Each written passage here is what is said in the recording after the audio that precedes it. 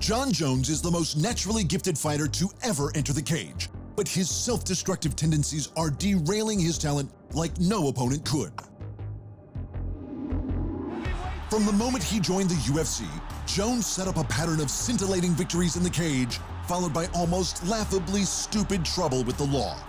He tore through the light heavyweight rankings at a time when the division was at its strongest, culminating in a late-notice call-up to fight light heavyweight champion Shogun Rua in 2011. Jones obliterated Shogun to become the youngest ever UFC champion at only 23. But later that year, he was arrested for drifting a Bentley gifted to him by the UFC, the third minor traffic incident of his short career. He was also driving with a suspended license, but the charges were later dropped.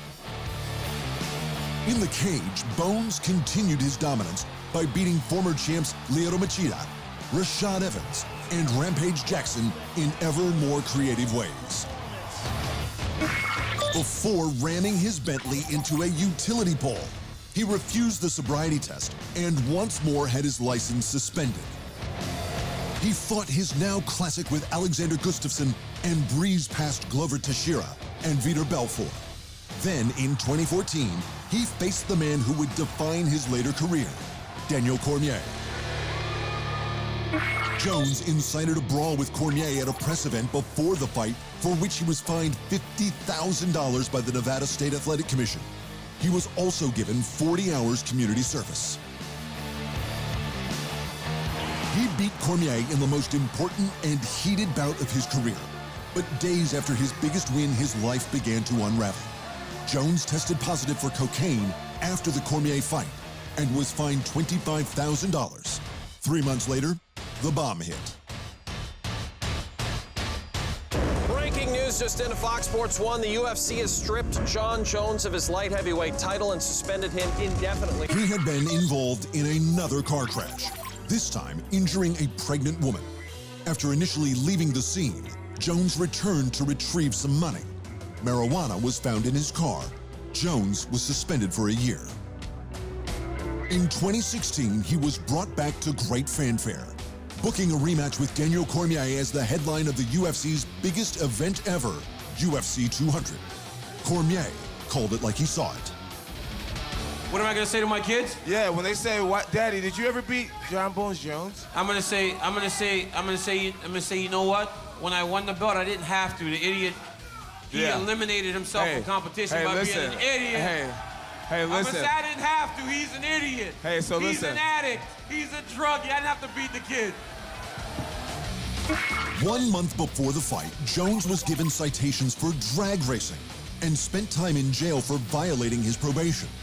Then, 2 days before his big comeback fight, he was flagged for a doping violation by USADA and was banned for another year. He didn't make it back into the cage until UFC 214 in July 2017, where he finally faced Cormier again. After a rusty start, Jones found Cormier's weak spot and stopped him cold in the third round. Incredibly, however, he tested positive to the steroid Turinabol the next month. The fight with DC was called a no contest, and Jones was stripped of the belt again. Jones's pattern of self-destruction was getting so bad that even his biggest rival could take no joy in it. You know, the guy is the most talented human being I've ever competed against. He's so good in every aspect of fighting, but for him to have done the things that he's done to limit the history that he was making, it's crazy. It's sad. It was December 2018 before Jones came back. He beat Alexander Gustafsson a second time to claim the vacant light heavyweight title for his third reign as champion.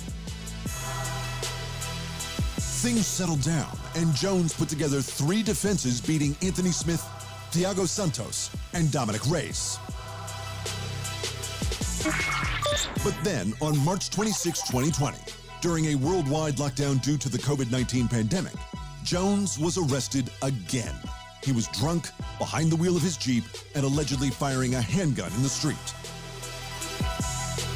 Jon Jones is both rich and talented, but he is also deeply troubled. His pattern of poor behavior has repeated too many times for either his fans or his employers to ignore. Fighting again should be the last thing on anyone's mind until Jon Jones gets the help he needs.